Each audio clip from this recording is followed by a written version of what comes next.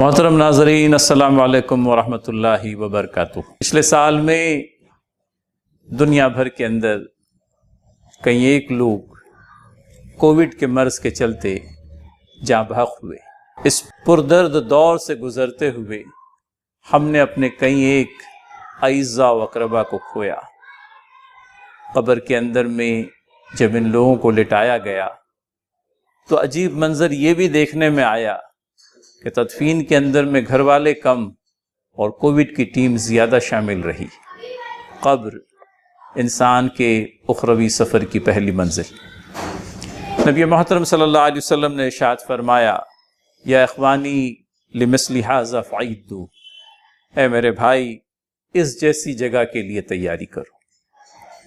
زندگی کے روزمرہ معمول کے اندر میں مگن ہم لوگوں کو قبر کا خیال کم ہی آتا ہے، اور یہ عجیب بات ہے کہ ہم روزانہ اپنی قبر سے قریب تر ہوتے چلے جاتے ہیں۔ اللہ کے نبی صلی اللہ علیہ وسلم نے قبر کو دنیا کے مختلف مقامات میں سب سے زیادہ گھبراہٹ میں مبتلا کر دینے والا مقام قرار دیا۔ ارشاد نبوی صلی اللہ علیہ وسلم ہے، قبر سے زیادہ گھبراہٹ میں مبتلا کر دینے والی جگہ میں نے نہیں دیکھی۔ اعمال صالحہ کو اللہ تعالیٰ کے نبی صلی اللہ علیہ وسلم نے قبر کے عذاب سے بچنے کی ڈھال بتلایا۔ ان اعمال صالحہ کے سلسلے میں اللہ کے نبی صلی اللہ علیہ وسلم کی جو حدیث ہم لوگوں کو ملتی ہے، اس کے تئیں ہمیں یہ تعلیم حاصل ہوتی ہے کہ یہ اعمال صالحہ قبر میں ہمیں عذاب سے محفوظ رکھنے کا باعث و ذریعہ بن جائیں گے۔ کہا اللہ کے نبی صلی اللہ علیہ وسلم نے، عذاب کا فرشتہ جب مردے کے پاس اس کی سر کی طرف سے اسے عذاب دینے کے لیے بڑھتا ہے تو نماز مردے کے لیے ڈھال بن جاتی ہے۔ اسی طرح سے روزہ دائیں طرف سے اس کی حفاظت کرتا ہے اور بائیں طرف سے زکوٰۃ کی ادائیگی اس عذاب کے فرشتے کی راہ میں رکاوٹ بن جاتی ہے۔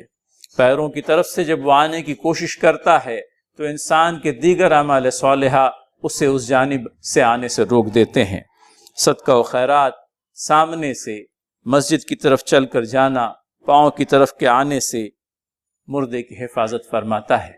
اللہ کے نبی صلی اللہ علیہ وسلم نے مزید یہ بھی تعلیمات دی کہ جو شخص سورہ ملک کی باقاعدگی کے ساتھ میں تلاوت کرے، اللہ تعالیٰ اس کی اس تلاوت کو عذاب قبر سے محفوظ رکھنے کا باعث بنائے گا۔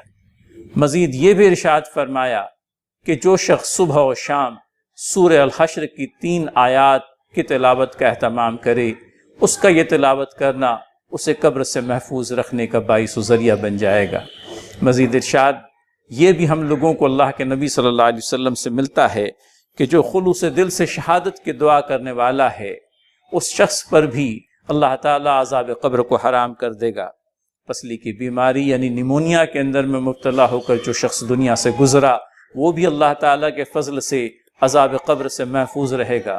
لہٰذا بندگان خدا سے اس بات کا التماس بشمول میرے اپنی ذات کے کہ ہم اللہ کے نبی صلی اللہ علیہ وسلم کی حدیث کے عین مطابق، یا اخوانی لمثل ھذا فعدوا، کہ اے میرے بھائی اس جیسی جگہ کے لیے تیاری کرو۔ دنیا کے لیے تو ہاتھ پیر بہت مارے جا رہے ہیں اور مارے جاتے رہیں گے۔ صبح کب ہوتی ہے اور شام کب ہوتی ہے پتہ ہی نہیں چلتا۔ زندگی کا کوئی وقت، دن کا کوئی وقت فکر قبر کو تازہ کرنے کے لیے اور قبر کے عذاب سے اپنے آپ کو محفوظ کرنے کے لیے وقف کر دیں۔ اللہ تعالی ہمارا حامی و ناصر ہو۔ والسلام علیکم ورحمۃ اللہ وبرکاتہ۔